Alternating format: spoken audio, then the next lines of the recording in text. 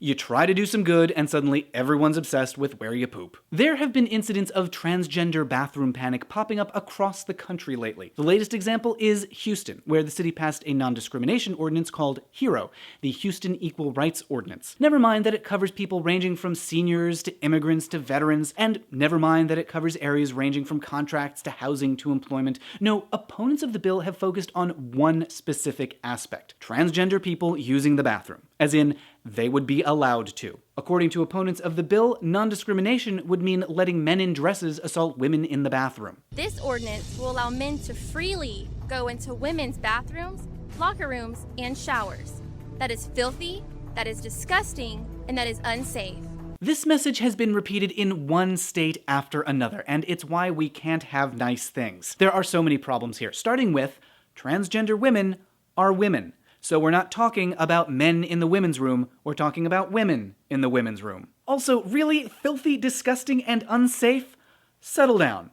We're talking about people who just need to pee, wash their hands, and continue running their errands. That's it. This isn't a John Waters film.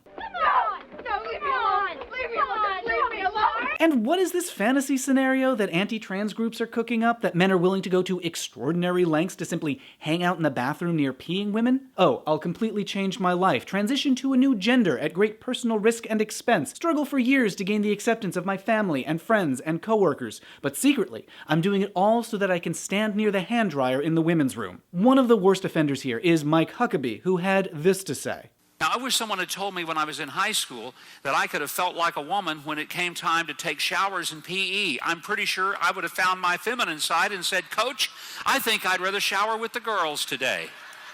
So classy. What Mike's saying is that trans people just wake up and decide to lie about their gender so that they can peep at girls, and that he wishes he'd thought of that sooner. Except, no, that's not what any trans person does. They just want to use the correct facilities in peace without bothering anybody. The only person contemplating any kind of sexual assault here is Mike Huckabee, who thinks it's a hilarious joke to sneak around women's locker rooms like he's in the movie Porky's.